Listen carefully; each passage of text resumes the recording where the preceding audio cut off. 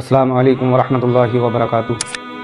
آج میں تکبر کے اوپر ویڈیو بناؤں گا جس میں لوگوں کو پتہ چلے گا تکبر کیا چیز ہے۔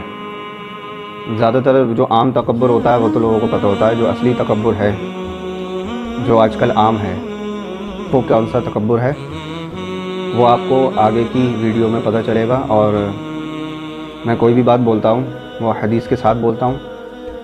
یہ میرا سمجھ لیجئے کہ بھروسہ ہے کہ اللہ اور اللہ کے رسول صلی اللہ علیہ وسلم کی تعلیمات میں ایسا کچھ نہیں ہے جو کچھ رہ گیا ہو۔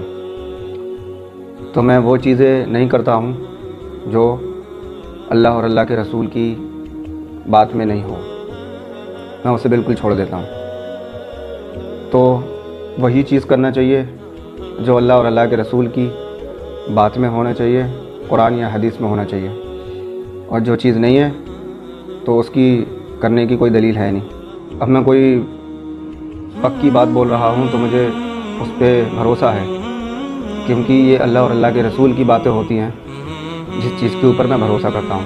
تو اس کو کوئی تکبر نہیں سمجھے۔ تکبر کی پوری ڈیٹیل میں بتاؤں گا کیا چیز ہوتی ہے حدیث کے ساتھ۔ تو سب سے پہلی حدیث، رسول اللہ صلی اللہ علیہ وسلم نے فرمایا کہ جس کے دل میں ذرہ برابر بھی تکبر ہوگا وہ جنت میں نہیں جائے گا۔ ایک آدمی نے کہا، یا رسول اللہ، کسی کی خواہش ہوتی ہے کہ اس کے کپڑے اچھے ہوں، جوتے اچھے ہوں۔ تو رسول اللہ صلی اللہ علیہ وسلم نے فرمایا، اللہ خوبصورت ہے اور خوبصورتی کو پسند فرماتا ہے۔ تکبر یہ ہے حق کو قبول نہیں کرنا اور دوسروں کو حقیر جاننا۔ اس کا مطلب کیا؟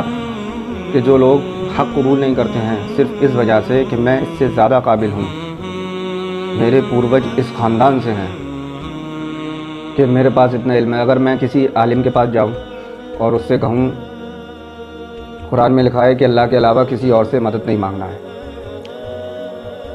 بریلوی عالم کے پاس، وہ ان کے تکبر ہوگا کہ وہ بات میری مانیں گے نہیں، جبکہ میں خوب بہت ساری آیتیں پیش کر دوں انہیں قرآن کی۔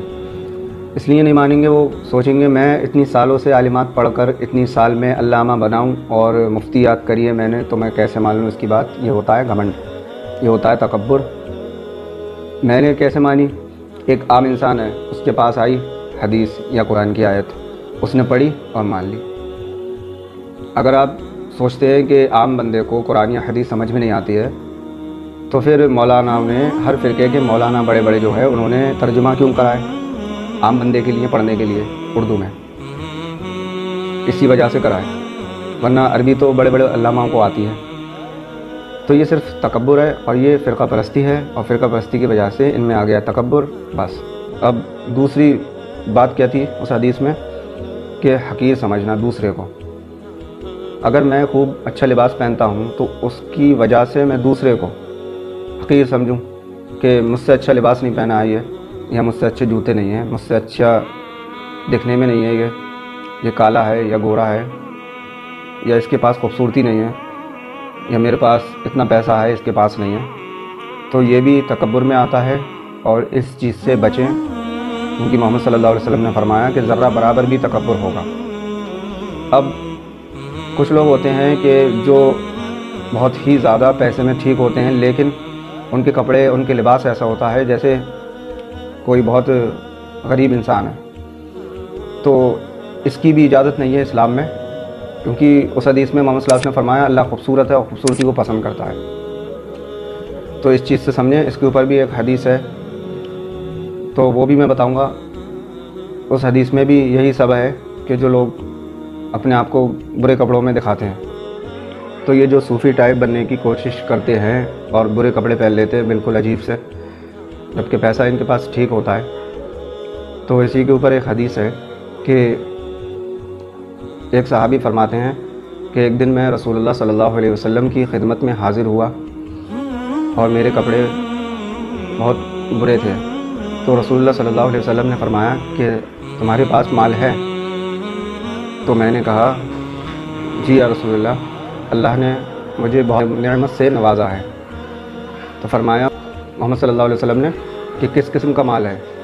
تو ان صحابی نے فرمایا یا رسول اللہ، میرے پاس بکریاں ہیں، گھوڑے ہیں، اونٹ ہے اور غلام ہیں، ہر طریقے کا مال اللہ نے مجھے دیا ہے۔ تو رسول اللہ صلی اللہ علیہ وسلم نے فرمایا، جب اللہ کے نعمت اور احسان ہیں تم پر تو وہ چیز دکھ کیوں نہیں رہی ہے تمہارے اندر، جب اللہ نے اتنا مال دیا ہے؟ تو اگر اللہ نے ہمیں مال دیا ہے، پیسہ دیا ہے، تو ہمیں بالکل ایسا نہیں بننا چاہیے جو لوگ ہم سے گھن کھائیں، گھن لگے جن کو۔ اور ایک حدیث ہے کہ رسول اللہ صلی اللہ علیہ وسلم نے فرمایا کہ پاکی ایمان کا آدھا حصہ ہے، پاکی صاف ستھرائی، جسے دیکھ کر دور سے ہی لگے کتنا صاف ستھرا ہوگا، پاک ہوگا، تو یہ چیز ہمارا آدھا ایمان کا حصہ ہے، صرف پاکی۔ تو اللہ ہمیں توفیق دے دکھاوے سے زیادہ اللہ اور اللہ کے رسول کی بات پر عمل کرنے کی۔ اب دکھاوا یہ ہو جاتا ہے لوگوں کی نظروں میں کہ اتنا مالدار ہو کے بالکل سادہ سادگی میں زندگی گزار رہا ہے، یہ وہ، تو لوگ اس سے اونچا شخصیت سمجھنے لگتے ہیں۔ یہی سب سے بڑا دھوکہ ہوتا ہے لوگوں کا، کیونکہ انہوں نے یہ حدیث پڑھی نہیں ہوتی ہے۔ اب میں نے یہ حدیث کے ریفرنس لگاؤں گا، وہ آپ پڑھیں ضرور اور دیکھیں ہمارا اسلام کتنا خوبصورت ہے۔ جس طریقے سے لوگوں نے پیش کرا ہے وہ اسلام قرآن حدیث میں ہے نہیں۔ السلام علیکم ورحمۃ اللہ وبرکاتہ۔